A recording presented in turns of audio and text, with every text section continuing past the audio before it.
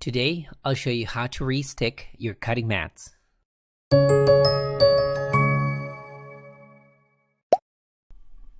Okay, so for most projects, you need your mats to be very sticky. That way you will ensure perfect cuts, especially when they are intricate cuts. And sometimes your mats, even though they are not very used, they might lose some of its stickiness. So you might need to restick them. I know that there are many methods out there to do this. Some of them use a spray adhesive and some of them use other kind of adhesives. But I have found that the best way and less expensive way to do this is use first an adhesive remover, which is this Goo Gone that you see here. You can get the 8-ounce bottle without the sprayer, and it's a lot cheaper than the one that I have. And you will also need a scraper. The Cricut scraper or any other spatula might be useful also. You will also need pieces of paper towel and a glue. I'm using Tack It Over and Over from Aleene's. This is a fabric glue that works great for your Cricut mats. You will need a brush. This is a sponge brush. I prefer them over the bristle brushes because they don't leave any strokes. You will also need a container, a coffee spoon, and some water. So let's get to it. Take your Goo Gone and spray a generous amount of that adhesive remover on top of your mat. You will only need to do this once to remove the original adhesive that comes with your Cricut mat. You won't need to do it after you restick it. You can just remove it using water, and sometimes that polish remover can help also. Now, using your scraper tool or your spatula, distribute that adhesive remover. Let it sit for a couple of minutes. I always let it sit for about 8 to 10 minutes and then start scraping the surface. This will remove the original adhesive that your mat has. So sometimes you need to go over a couple of times. If you don't see your adhesive being removed easily, just let it sit for a couple more minutes. There is no need to apply too much pressure, just a soft pressure and a back and forth movement will remove the adhesive. Make sure to get over all the corners and all the edges of your mat. Then gather all that used Goo Gone on one side.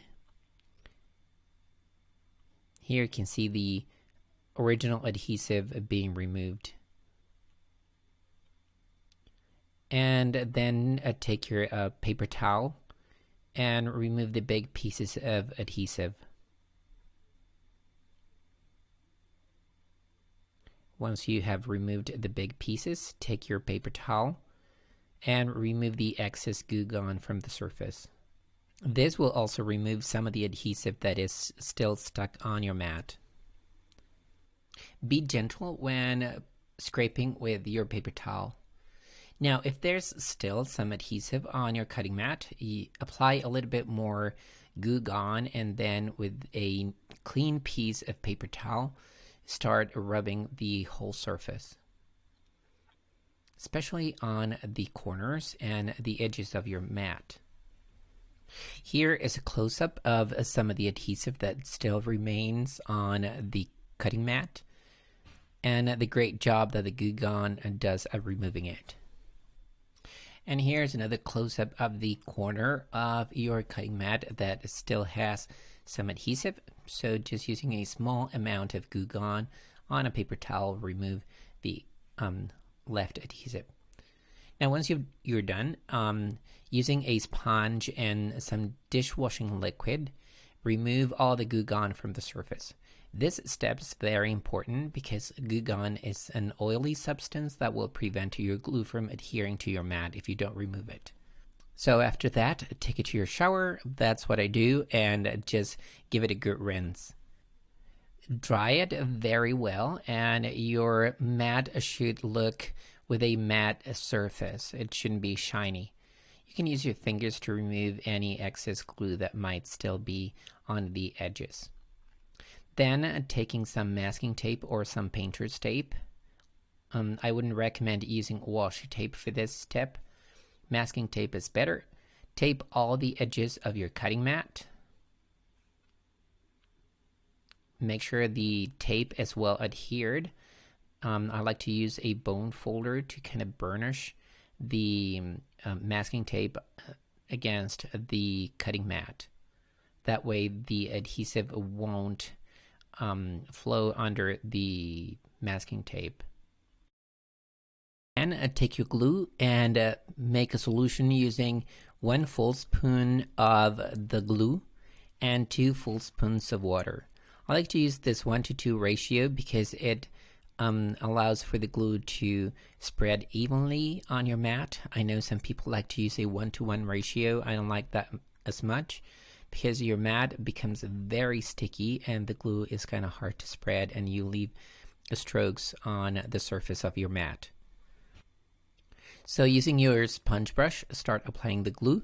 Do not apply too much pressure because you could leave puddles of glue. If that's the case, just keep brushing and apply an even coat of glue on top of the mat. Your mat should be very shiny at this point. And then I like to speed up the drying process using a hair dryer. This is very important. Do not use a hot gun. Just use a hair dryer with the cold air setting. Hot air could warp your mat, so don't do that. You will start seeing that halfway through the drying process, the glue starts puddling around. So using your brush with just a very small amount of glue, give it a nice brush again. That will distribute the glue and will prevent some sides or some places on the mat to be stickier than others. Air dry. I like to use a hair dryer to speed up the process, but remember to kind of brush your mat again halfway through the drying process. Then take your sponge brush and apply the rest of the glue.